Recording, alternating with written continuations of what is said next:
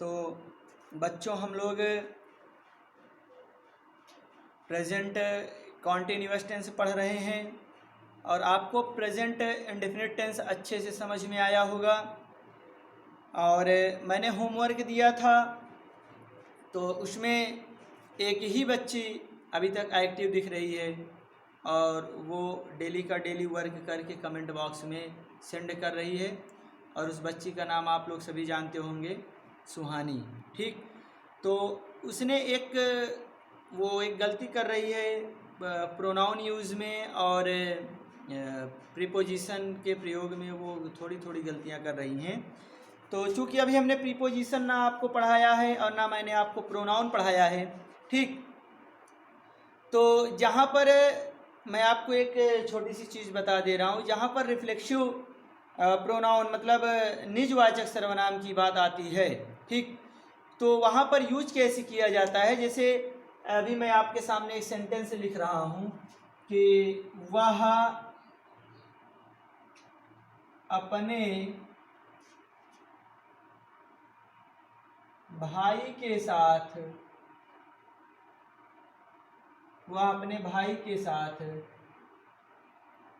बाजार जाती है।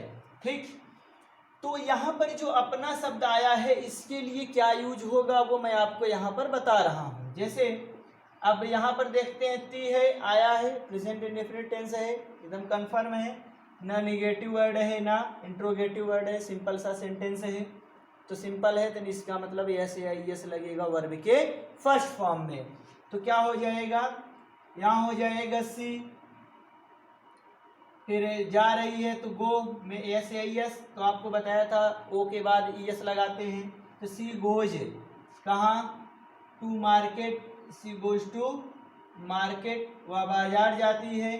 अब देखिए यहाँ पर अपना की स्पेलिंग लिखना है, तो बहुत सारे बच्चे क्या होते हैं, हमेशा पढ़े रहते हैं हिज और यहाँ पर हिज लगा देते हैं, जो कि वो पूरी तरीके से टोटली क्या होता है, गलत होता है। हमें वो सब्जेक्ट के अनुसार यूज करना होता है। और सब्जेक्ट जो हमारा सी है, सी का प्रोनाउन, सी क्या है, प्रोनाउन है, ठीक, और इसके साथ क्या होता है, इसका रिफ्लेक्सिव प्रोनाउन में हर होता है।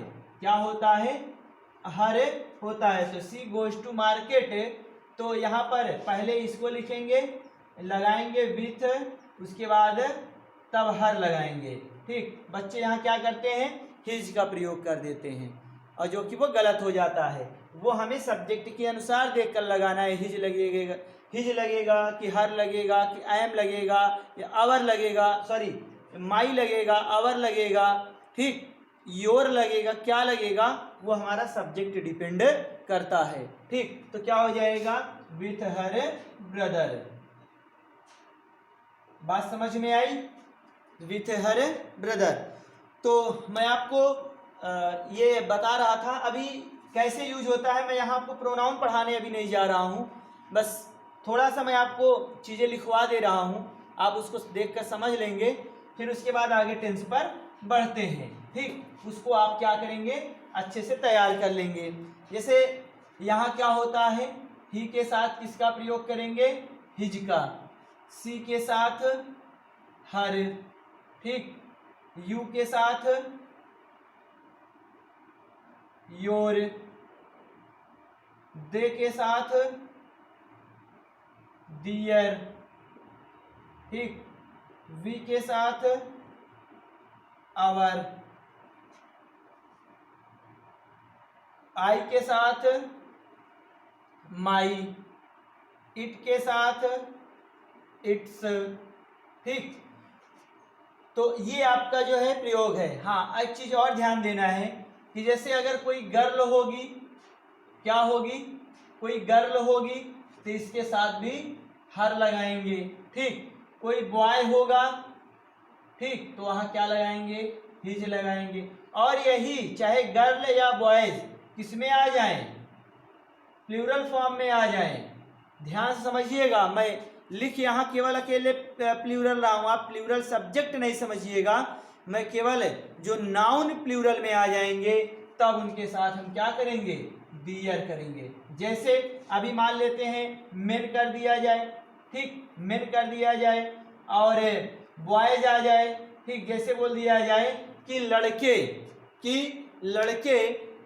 अपने मित्रों के साथ खाना खाते हैं, ठीक। तो अब यहाँ पर अपना के लिए क्या आएगा, लड़के हैं तो लड़के प्लूरल में होगा, तो वहाँ पर अपना के लिए दियर का प्रयोग करेंगे, ठीक। तो ये चीज़ आपको समझना जरूरी है। तो अब समझ में आ गया होगा। यहाँ पर अगर मैंने गर्ल लिख दिया तो केवल गर्ल से मतलब नहीं है, मतलब स्त्रीलिंग के जितने भी आएंगे यहाँ पर क्या होगा, हर होगा, और यहाँ पुल्लिंग के जितने भी आएंगे मतलब फेमिनाइन जेंडर और मैस्कुलाइन जेंडर के जितने भी आएंगे यहाँ पर, तो मैस्कुलाइन जेंडर में क्या होगा, हिज लगाएंगे, फेमिनाइन जेंडर में हर लगाएंगे, मतलब स्त्रीलिंग के जितने भी आएंगे हर लगाएंगे और पुल्लिंग के जितने आएंगे हिज लगाएंगे, और अगर ये प्लूरल फॉर्म में हैं तो दियर लगाएंगे, और बाकी ये आपको क्लियर है ही। अब बात समझ में आ गई होगी।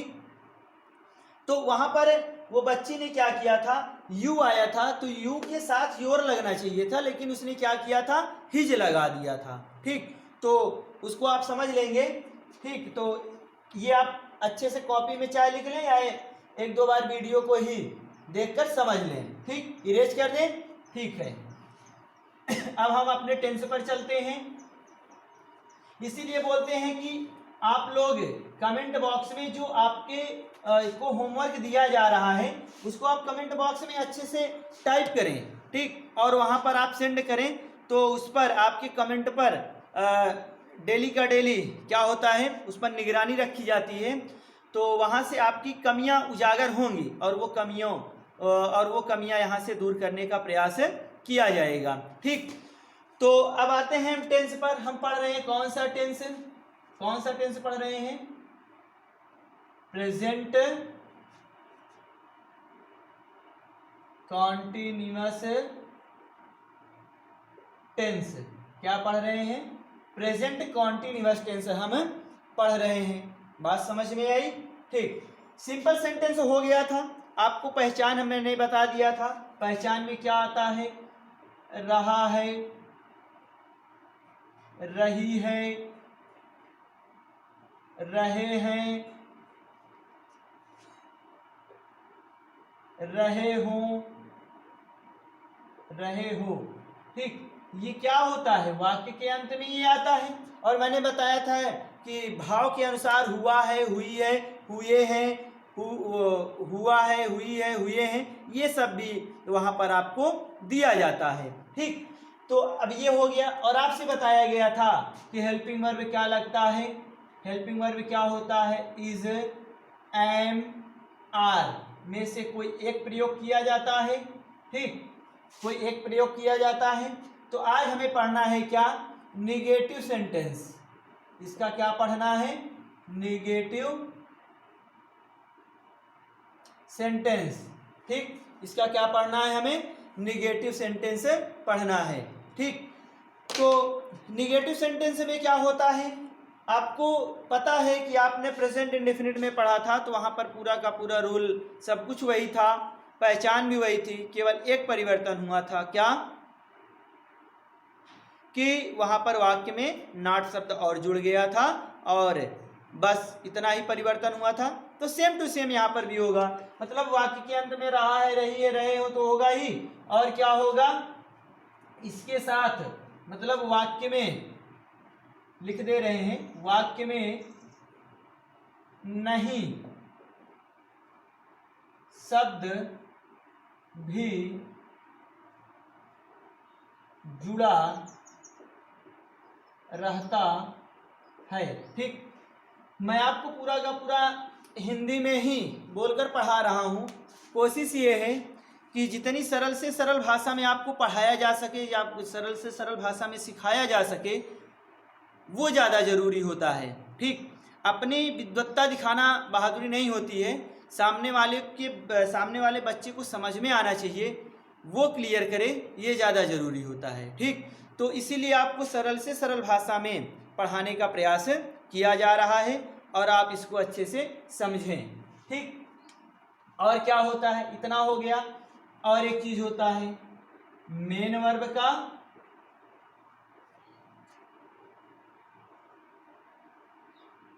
ING form. क्या होता है मेन वर्ब का आईएनजी फॉर्म। अगर ये आपको बेसिक चीज पता है तब ट्रांसलेशन बिल्कुल आसान है। अब अगर हम आपसे रूल बनाने के लिए कहें तो अगर आप पीछे के रूल को ध्यान दें, ठीक, अगर मन लगाकर पढ़ रहे हैं तो अगर आप पीछे के रूल को ध्यान दें तो इस तरीके का जो निगेटिव सेंटेंस बनता है उसमें सबसे पहले रूल में सब्जेक्ट आता है। बात समझ में आई। फिर उसके बाद क्या होता है, जो टेंस है उसकी हेल्पिंग वर्ब यूज की जाती है। जैसे प्रेजेंट इंडेफिनिट टेंस में डू या डज प्रयोग किया जाता था, तो यहाँ पर कॉन्टिन्यूअस की हेल्पिंग वर्ब क्या है, क्या है, ठीक, तो क्या है, is am are. Is am are है तो निश्चित तौर पर इज एम आर में से कोई एक प्रयोग किया जाएगा, लेकिन रूल में हम तीनों लिख रहे हैं। तो सब्जेक्ट हो गया, और वहां पर क्या देखते थे, डू या डज के बाद नॉट लगता था, ठीक, तो यहाँ पर भी इज एम आर के बाद हम नॉट लगाएंगे। बात समझ में आ गई। वहां पर वर्ब का आईएनजी फॉर्म लगाते थे, सॉरी वहां पर वर्ब का फर्स्ट फॉर्म ही लिखा जाता था, तो यहाँ पर वर्ब का आईएनजी फॉर्म लिखेंगे, ठीक। तो सेम टू सेम सब चीजें आपको एकदम क्लियर हैं। और मैं आपको बता रहा हूं कि प्रेजेंट टेंस या प्रेजेंट परफेक्ट टेंस तक पढ़ते पढ़ते आप रूल अपने से बनाने लग जाएंगे, ठीक, और टेंस आपको बिल्कुल आसान लगने लगेगा, बस आप मन लगाकर पढ़ते रहें। Subject is am are plus not, फिर क्या होगा, फिर मेन वर्ब का आईएनजी फॉर्म होगा, मेन वर्ब का आईएनजी फॉर्म होगा, और उसके बाद क्या हो जाएगा, मेन वर्ब का आईएनजी फॉर्म होगा, ठीक,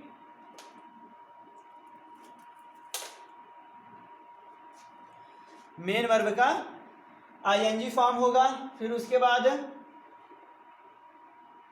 ऑब्जेक्ट होगा, फिर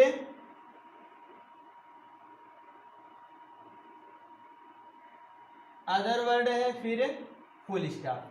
तो ये आपका रूल बन गया। अब देख रहे हैं परिवर्तन कहाँ हुआ, परिवर्तन कहाँ हुआ, केवल और केवल टेंस परिवर्तन होने पर जो वर्ब में परिवर्तन और हेल्पिंग वर्ब में जो परिवर्तन होता है उतना ही परिवर्तन हुआ। बाकी आपका पूरा का पूरा रूल क्या है, आपका पूरा का पूरा रूल वही सेम टू सेम बना हुआ है, ठीक। तो केवल परिवर्तन यही होता है और आप इस चीज को समझना है आपको।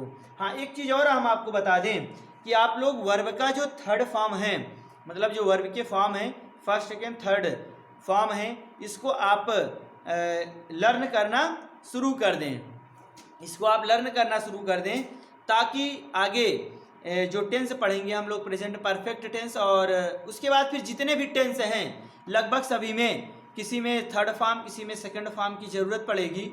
तो अगर आपको लर्न रहेगा तो वो आपके लिए ज़्यादा आसान रहेगा। अब ऐसा तो है नहीं, सभी बच्चों के पास कोई ना कोई साधन सामग्री तो होगी ही जिसमें वर्ब के फर्स्ट सेकंड थर्ड फॉर्म होंगे, ठीक। तो वो क्या करेंगे, वहाँ से अपने फर्स्ट सेकंड थर्ड फॉर्म को लर्न करते रहेंगे, पढ़ते रहेंगे, और इधर से जैसे ही हम अगले टेंस में एंट्री करेंगे तो वहाँ पर आपको आसानी होती रहेगी, ठीक। तो ये आपको रूल समझ में आया होगा। आप देखते हैं एग्जाम्पल में एज में देखते हैं, ठीक। अब एज में क्या है कि जैसे बोला जाए कि चोर चोर चोर घर में चोरी नहीं कर रहा है।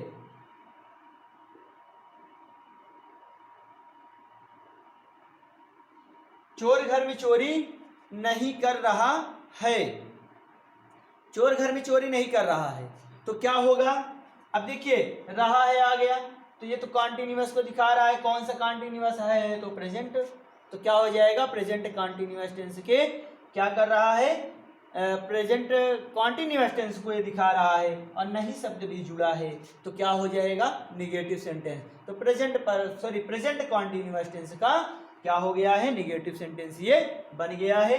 और उसका रूल हमारे पास ये सामने है। इसी रूल के हिसाब से हम क्या करेंगे, ट्रांसलेशन को कंप्लीट करेंगे। तो क्या हो जाएगा,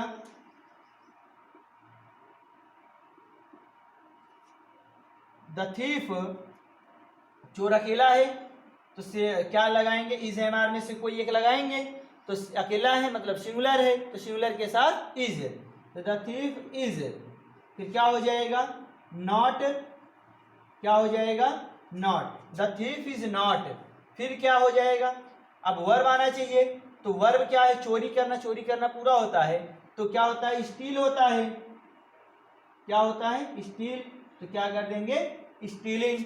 तो the thief is not stealing, कहाँ, इन द होम। मतलब चोर घर में चोरी नहीं कर रहा है। देख रहे हैं कितना आसान है, ठीक, देख रहे हैं कितना आसान है। तो इसको आप अच्छे से समझें। और उसके बाद एक ट्रांसलेशन में और यहाँ पर एग्जाम्पल के तौर पर दे रहा हूँ। ऐसे बोल दिया जाए कि मैं झूठ नहीं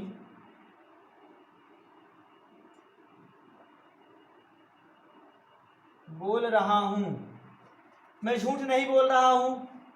तो देखिए, रहा हूं प्रेजेंट कॉन्टिन्यूअस टेंस, समझ में आया। यहां नहीं शब्द जुड़ा है, क्या है, यहां पर नहीं शब्द जुड़ा है, तो निगेटिव, तो रूल यही होगा। तो क्या हो जाएगा, सब्जेक्ट आई है, तो आई के साथ हेल्पिंग वर्ब क्या लगेगा, एम, आई एम। फिर उसके बाद not, I am not, I am not. झूठ बोलना, टेल अ लाई, तो टेल में क्या करेंगे, आई एन जी जोड़ेंगे, टेलिंग, फिर अ लाई, ठीक। तो क्या हो जाएगा, I am not telling a lie, मैं झूठ नहीं बोल रहा हूं, ठीक। तो आपको समझ में आया। और इसको अच्छे से आप जितनी भी प्रैक्टिस करेंगे उतना ही आपके लिए अच्छा होगा।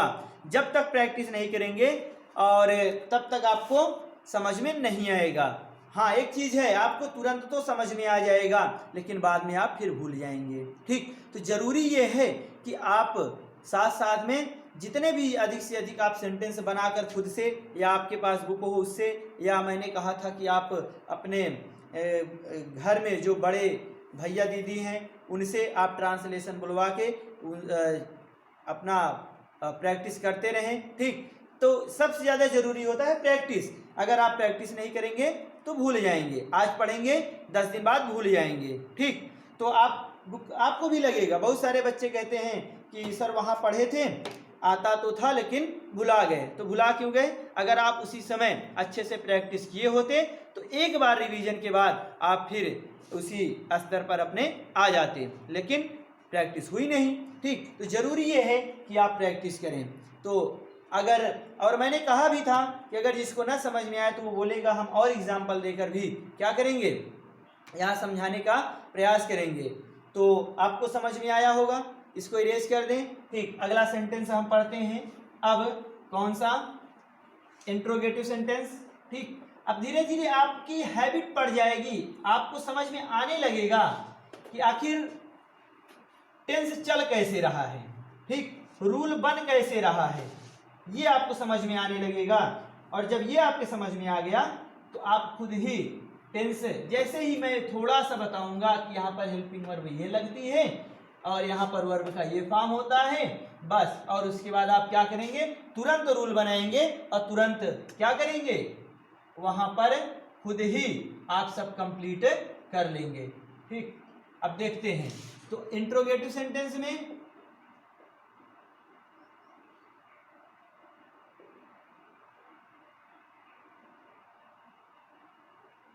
इंट्रोगेटिव सेंटेंस, और विद्यालय में तो यहाँ नवोदय चिल्ड्रन एकेडमी के बच्चे जो थे वो तो खुद ही क्या किए थे, जैसे ही आधा टेंस पढ़ाया वो इस रूल बनाना सब शुरू कर दिए थे, ठीक।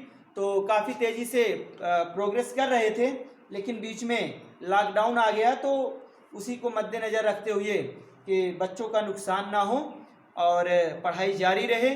ठीक, तो आपकी भी जिम्मेदारी है कि आप उसको क्या करें, उस जिम्मेदारी को समझें और आप भी अपनी पढ़ाई को जारी रखें। और जो बाहर के बच्चे हैं, बाहर कहने का मेरा बार बार मतलब ये है कि वैसे तो आप यूट्यूब पर अगर आप पढ़ रहे हैं तो आप तो हमारे भी स्टूडेंट हुए।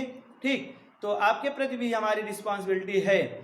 ठीक है ना, तो आप भी अपनी जिम्मेदारी समझकर उसको कंप्लीट करें। ठीक, और बाहर कहने का केवल मेरा यही मतलब होता है कि मतलब हमारे विद्यालय से इतर, मतलब हमारे विद्यालय के अलावा जो भी और बच्चे पढ़ रहे हैं वो भी अपनी जिम्मेदारी को अच्छे से समझते हुए और पढ़ाई को जारी रखें। ठीक, और बाहर के कहने का बच्चों का मेरा मतलब ये नहीं होता कि आप हमसे अलग हैं। ठीक, अगर आप यूट्यूब से अगर हमसे जुड़े हैं तो वो क्या हैं, आप हमारे भी स्टूडेंट हैं, जैसे हमारे विद्यालय के स्टूडेंट हैं।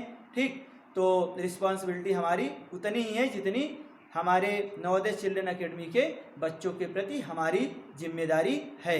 ठीक, उतनी ही जिम्मेदारी आप लोगों के प्रति भी हमारी है। तो आप उसको भी क्या करें, अब ये है कि आप तक हम पहुंच नहीं पाएंगे।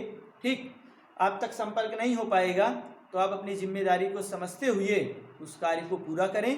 ठीक, तो अब देखते हैं, तो इंट्रोगेटिव सेंटेंस आ गया।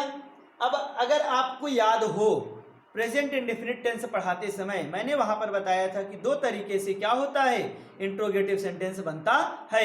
आपके दिमाग में आया होगा कि एक क्या होता है, क्वेश्चन वर्ड क्या पहले आता है, और दूसरा, याद आया? ठीक, तो ऐसे ही अगर आप पढ़ाई करते रहेंगे तो बहुत आसान होगा।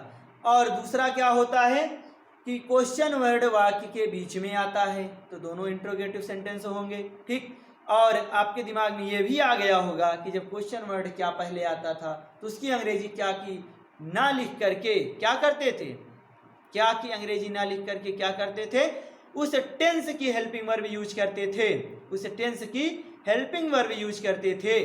ठीक, तो यहाँ पर भी वो टेंस क्या है, प्रेजेंट कॉन्टिन्यूअस टेंस है, तो यहाँ की हेल्पिंग वर्ब है इज एम आर, तो यहाँ पर भी क्या करेंगे, इज एम आर का प्रयोग करेंगे। और रूल आपके दिमाग में अब आ गया होगा कि हेल्पिंग वर्ब सब्जेक्ट, फिर अब यहाँ पर मेन वर्ब का आईएनजी फॉर्म लगता है, तो यहाँ पर आईएनजी फॉर्म, फिर क्या हो गया, ऑब्जेक्ट अदर वर्ब और क्वेश्चन मार्क हो गया।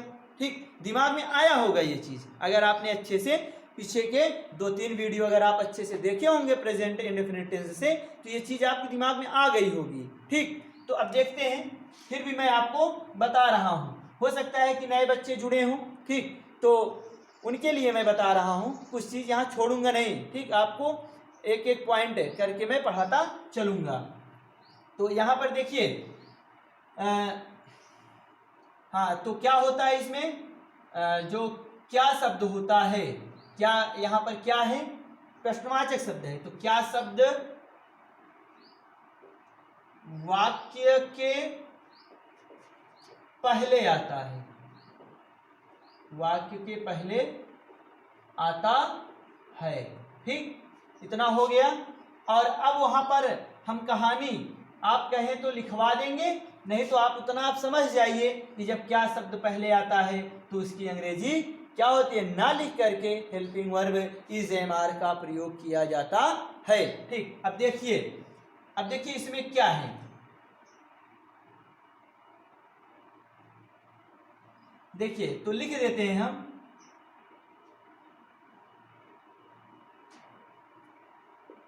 ऐसे वाक्यों में क्या की अंग्रेजी ना लिखकर क्या करते हैं, helping verb is am are का प्रयोग करते हैं।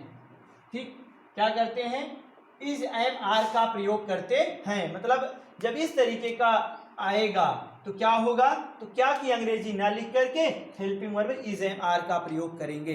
ठीक, तो इतना आपके समझ में आया। और आपको ये पता है कि यहाँ पर वर्ब का क्या लगता है, आपको पता है, यहाँ मैं लिख दे रहा हूं, तो यहाँ पर क्या है, वर्ब का आईएनजी फॉर्म।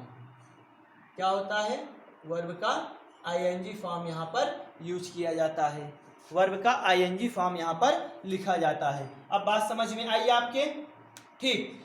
तो अब देखते हैं, अब रूल तो बहुत सारे बच्चे बना लिए होंगे खुद ही, तो जो बना लिए हैं वो बहुत ही बधाई के पात्र हैं, इसका मतलब वो मन लगा कर पढ़ रहे हैं। और हो सकता है कि ऐसे बच्चे कहीं अपना पढ़े भी हों, तो पढ़े हैं तो और अच्छी बात है, और नहीं पढ़े हैं तो अगर और इस वीडियो के माध्यम से पढ़कर आप कर रहे हैं तब भी आप क्या हैं, बधाई के पात्र हैं। ठीक, तो आपको बहुत बहुत बधाई कि आप लोग क्या कर रहे हैं, सीख रहे हैं और अपने से रूल बनाना सीख रहे हैं। ठीक, तो ऐसी स्थिति में क्या होता है, आपको रूल रटने की और बनाने की जरूरत नहीं होती है, ये आपकी बार बार प्रैक्टिस की बात है। ठीक, इसीलिए मैं बार बार लिख रहा हूं ताकि आपकी ये भी आदत बन जाए। नहीं तो क्या करता मैं, जैसे एक सिंपल का रूल लिखा वहीं पर बता देता कि इज एम आर के बाद नॉट लगा दीजिए, क्या कर दें, इज एम आर के बाद नॉट लगा दीजिए, तो ये निगेटिव बन गया। ठीक, फिर उसके बाद क्या करते, कहते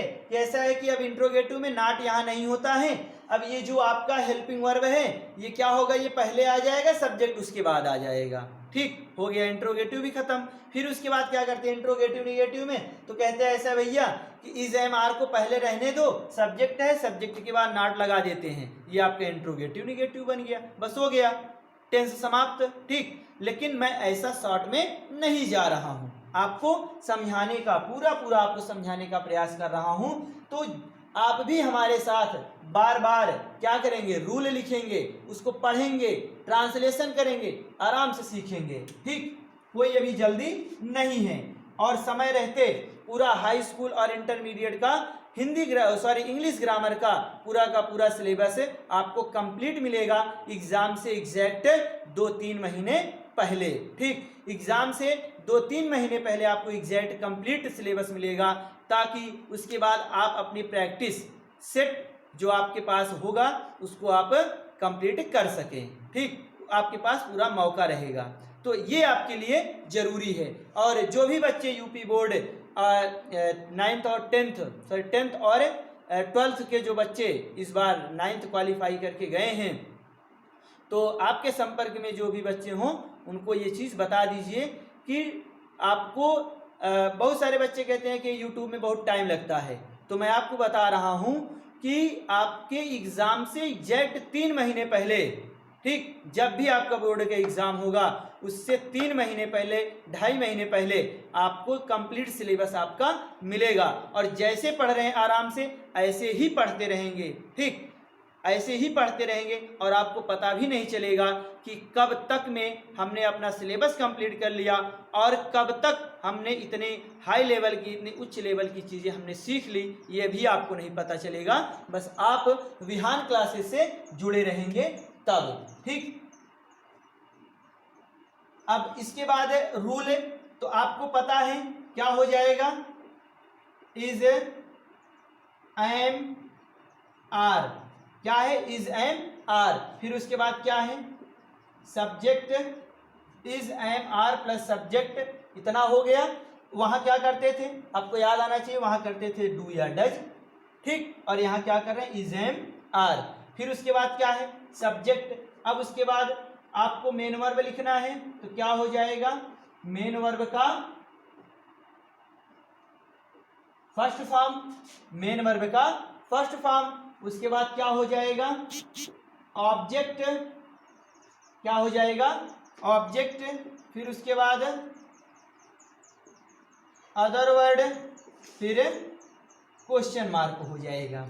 ठीक, क्या हो जाएगा, क्वेश्चन मार्क हो जाएगा। यही रूल तो आप बनाते थे, यही रूल तो आप बनाते थे। ठीक, तो अब देखते हैं यहां पर, यहां देखते हैं, अब एग्जाम्पल देख लेते हैं। ठीक, क्या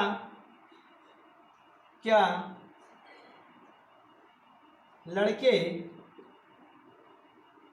क्या लड़के अपने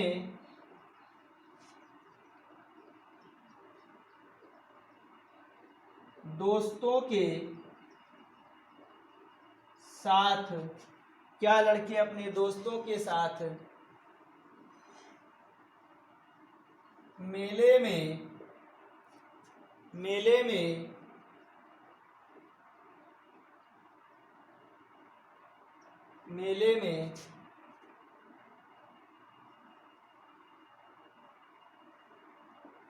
घूम रहे हैं। क्या लड़के अपने दोस्तों के साथ मेले में घूम रहे हैं? तो क्या हो जाएगा, क्या लड़के मेले में अपने दोस्तों के साथ घूम रहे हैं? तो आप देख रहे हैं यहाँ पर घूम रहे हैं, क्या है, घूम रहे हैं, ठीक।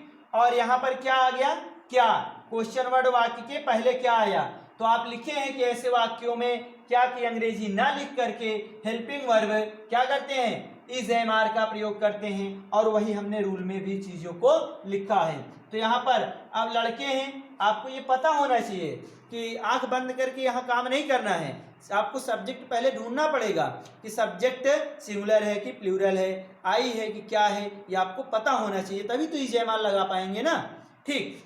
तो क्या करेंगे, लड़के क्या है, हमारा प्लूरल है, लड़के प्लूरल मतलब बहुवचन में है, तो बहुवचन के साथ क्या लगाते हैं, आर। फिर उसके बाद रूल में आए तो सब्जेक्ट है, तो क्या हो जाएगा, the boys are the boys. अब मेन वर्ब का आईएनजी फॉर्म लिखना है, वर्ब क्या है, काम क्या कर रहे हैं, घूमने का काम कर रहे हैं, तो क्या होता है, वॉक होता है, और आईएनजी जोड़ देंगे तो क्या हो जाएगा, walking, are the boys walking, कहाँ घूम रहे हैं, ठीक। तो कहाँ घूम रहे हैं, इन द फेयर, ठीक, मेले में घूम रहे हैं। अब किसके साथ, विथ।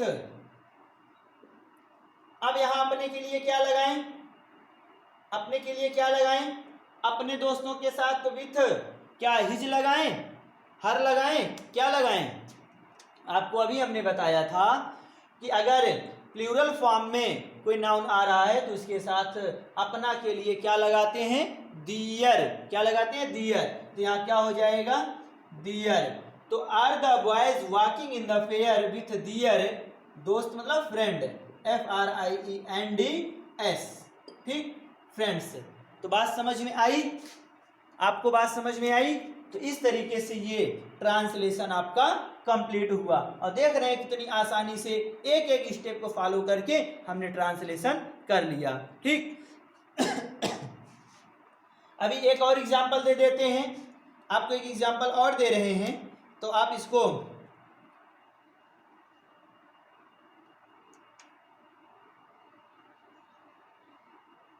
देखिए, एक ले लेते हैं, क्या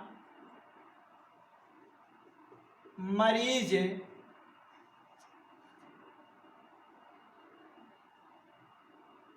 नियमित,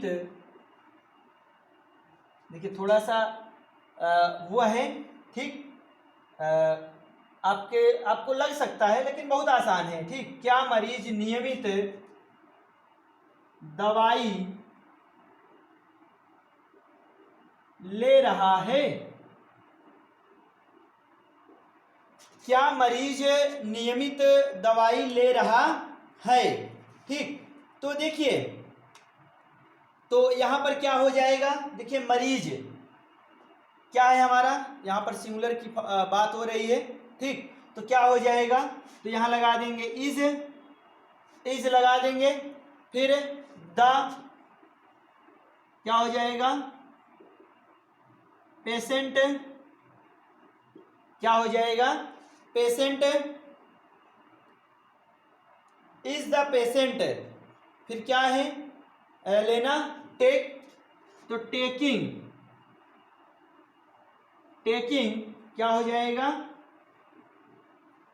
मेडिसिन, ठीक। Is the patient taking medicine, ठीक। मतलब क्या है, मरीज दवा ले रहा है, कैसे, नियमित मतलब रेगुलरली, रेगुलर होता है नियमित, ठीक। तो यहाँ क्या हो जाएगा, रेगुलरली,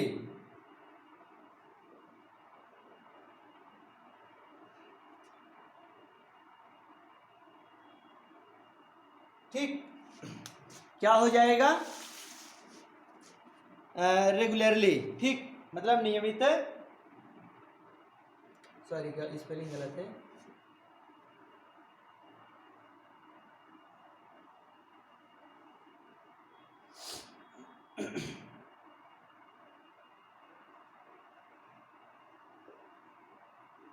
ठीक।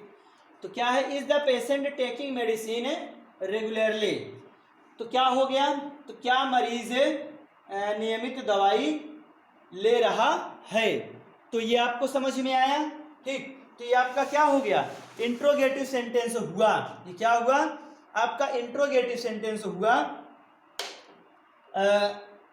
जब क्वेश्चन वर्ड वाक्य के पहले आता है, मतलब जब क्वेश्चन वर्ड क्या वाक्य के पहले आता है, तब ये क्या है, हमने इसका ट्रांसलेशन सीखा। अब इसके बाद इसको हम क्या करेंगे, इरेज कर देंगे। और अभी हम आपको एक चीज और दिखा रहे हैं, पूरा का पूरा रूल इस बार हम नहीं इरेज करेंगे, ठीक, पूरा का पूरा रूल इस बार मैं नहीं इरेज करने जा रहा हूं।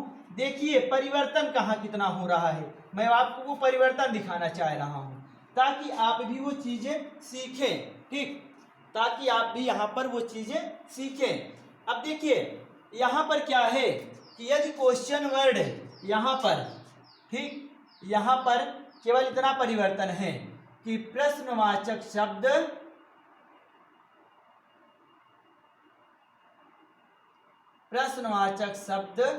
क्या हो जाएगा, सॉरी इतना दूर हो गया,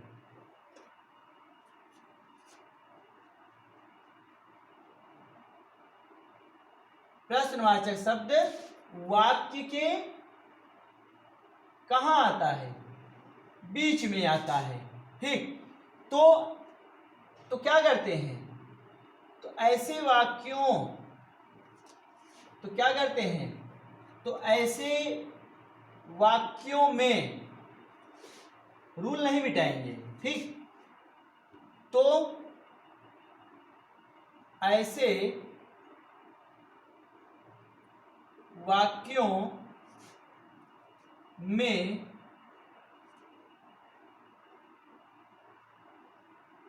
प्रश्नवाचक शब्द की अंग्रेजी सबसे पहले लिखते हैं, उसके बाद लिखते हैं, प्रश्नवाचक शब्द की अंग्रेजी सबसे पहले लिखते हैं, उसके बाद helping verb is am are का प्रयोग करते हैं, ठीक, करते हैं। ये आपको समझ में आया, इतना हो गया। तो अब देख लीजिए अब रूल कैसे बनेगा, केवल और केवल क्या करिए, क्वेश्चन वर्ड यहीं पर मैं और जोड़ दे रहा हूं इस रूल में, ठीक, देख रहे हैं मैंने इस रूल में क्वेश्चन वर्ड और जोड़ दिया, बाकी और रूल में कुछ परिवर्तन हुआ, यही आपका रूल बन जाएगा।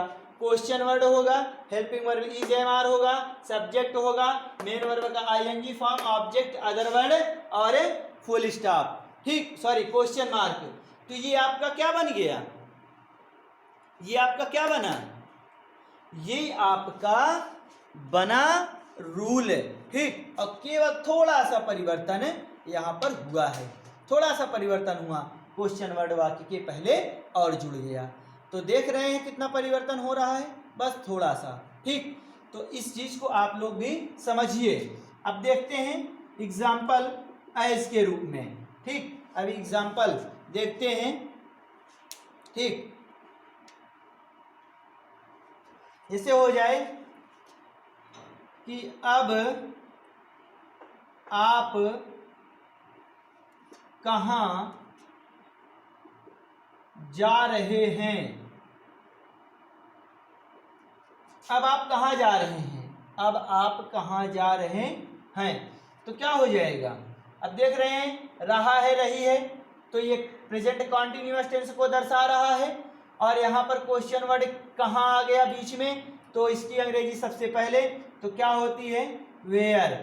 और अब इज़ेमान लगाना है, तो आप सब्जेक्ट हैं, कौन जा रहे हैं, आप, तो क्या है, सब्जेक्ट आप है, और उसके बाद यू होता है इसकी अंग्रेजी, तो यू के साथ आर लगाते हैं, तो क्या हो जाएगा, वेयर आर।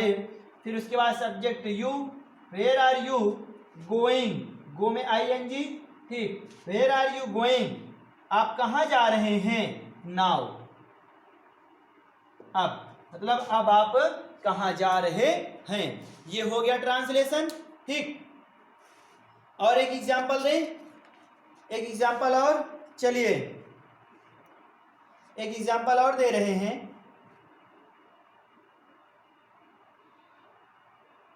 एक एग्जांपल और दे रहे हैं, इसको समझिए। चलिए लिखिए, एक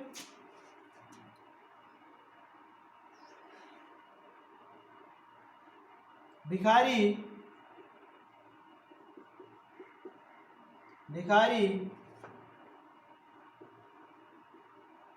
दुकान पर केला क्यों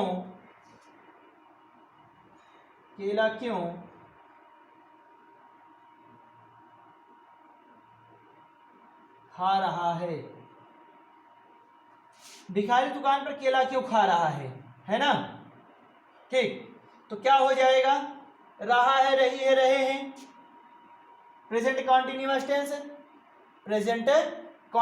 टेंस, और क्यों क्या है, क्वेश्चन वर्ड वाक्य के बीच में आया, इसकी अंग्रेजी सबसे पहले, तो क्या हो जाएगा, क्योंकि अंग्रेजी आपको पता हो गई होगी, वाई। अभिखारी सिंगुलर, तो क्या है, इज, वाई इज, क्या हो जाएगा, द बेगर, ठीक, बेग मीन्स भीख और बेगर मीन्स भिखारी, ठीक, वाई इज द बेगर, क्या हो जाएगा, ईटिंग, ईट का ING form, eating, why is the beggar eating, क्या हो जाएगा, बनाना, ईटिंग बनाना, कहाँ, एट द शॉप, ठीक, why is the beggar eating banana at the shop, मतलब भिखारी दुकान पर केला क्यों खा रहा है, ठीक। तो ये आपका क्या हो गया, प्रेजेंट कॉन्टिन्यूअस टेंस का इंट्रोगेटिव सेंटेंस कंप्लीट हुआ, ठीक। अब आपको अगले वीडियो में प्रेजेंट कॉन्टिन्यूअस टेंस का ही इंट्रोगेटिव नेगेटिव सेंटेंस कंप्लीट करेंगे। और आपके लिए होमवर्क मैं बोल रहा हूँ, तो आप उसको क्या करेंगे, घर से कमेंट बॉक्स में आप कंप्लीट करके वहाँ पर सेंड करेंगे, ठीक। तो होमवर्क लिखेंगे, तो लिखिए, क्या गाय मैदान में घास चर रही है, ठीक। आगे लिखेंगे, सांस्कृतिक कार्यक्रम में कितने विद्यार्थी भाग ले रहे हैं, ठीक। सांस्कृतिक कार्यक्रम में कितने विद्यार्थी भाग ले रहे हैं, ठीक।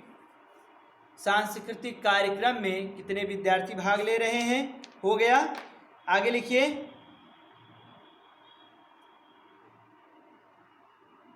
तुम्हें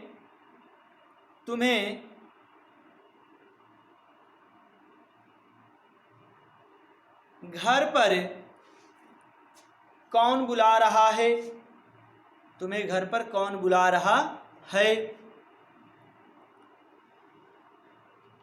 क्या क्या कुत्ते रात में नहीं सोते हैं। क्या कुत्ते रात में नहीं सोते हैं। राजेश अपने पिताजी के साथ राजेश अपने पिताजी के साथ प्रयागराज में